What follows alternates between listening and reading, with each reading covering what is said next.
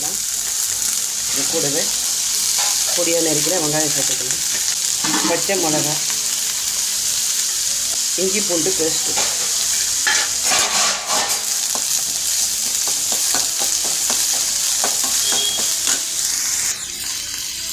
தேவையான அளவு உப்பு, கொத்தமல்லி, பொடியாக நறுக்கின தக்காளி.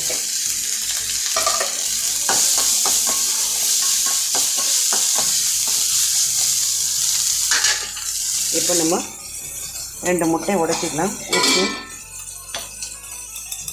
பச்சை மிளகா போட்டிருக்கோம், அதனால் பெப்பர் வந்து பார்த்து போட்டுக்கலாம்.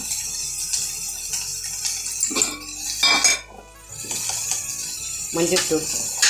இப்போ முட்டையை உடைச்சி ஊற்றி இதில் அடிச்சிக்கலாம். இங்கிருச்செல்லாம் நம்ம அடுக்கி முட்டையை அப்படி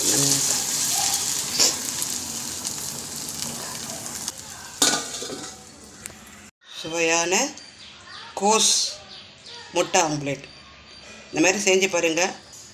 பசங்களுக்கு ஒரு ஈவினிங் ஸ்நாக்ஸாக கூட செஞ்சு கொடுக்கலாம்.